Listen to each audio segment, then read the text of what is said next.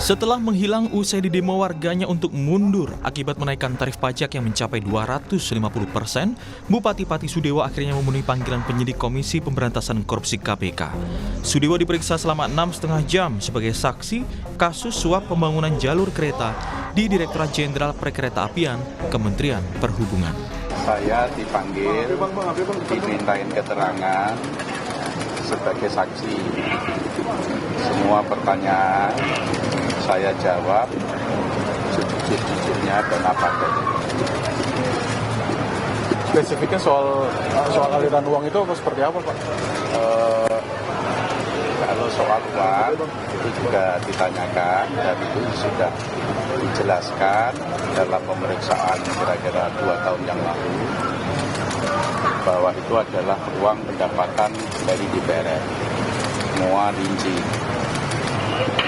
Ada pemasukan, pendapatan, ada pengeluaran. Ada berapa pertanyaan? Ada berapa pertanyaan, Pak? Pertanyaannya tidak ingat saya berapa jumlahnya. Juru bicara KPK Budi Prasetyo bilang, dalam pemeriksaan Bupati Sudewo, penyidik melakukan pendalaman soal proyek pembangunan jalur kereta api Jawa Tengah Solo Balapan. Penyidik juga mendalami aliran uang dana dalam perkara ini. KPK juga dapat dukungan dari masyarakat Pati yang mengirim lebih dari 300 surat aduan ke KPK.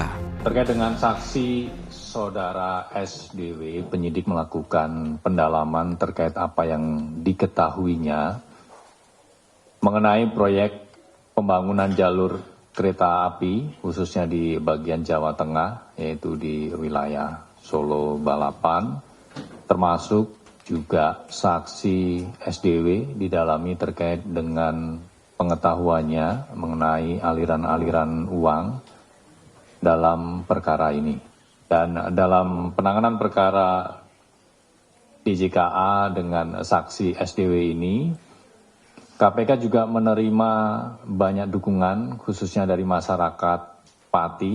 Per hari ini kami mendapatkan kiriman kurang lebih 350 surat.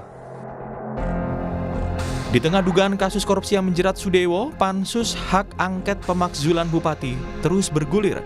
Sebelumnya Pansus juga meminta keterangan ahli hukum tata negara Bivitri Susanti dan Junaidi dari Universitas Semarang. Keterangan ini dinilai penting untuk keabsahan Pansus dan memastikan dasar hukum yang kuat untuk pemakzulan Bupati Pati Sudewo. Tadi juga ditanyakan dan saya setuju juga mengenai mutasi dan demosi yang dilakukan oleh Bupati yang ternyata tidak sesuai dengan peraturan perundang-undangan yang ada. Ada yang sudah dilantik tanggal 8 Mei, suratnya baru keluar tanggal 16 Mei. Bahkan ada beberapa orang yang sudah dilantik tapi sebenarnya suratnya belum keluar, peraturan teknisnya.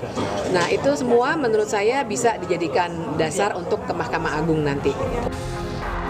Di tengah ancaman pemakzulan dan jeratan korupsi DJKA, bagaimana nasib Bupati Pati Sudewo? Alasan apa yang bisa memperkuat pemakzulan dia? Tim Liputan Kompas TV.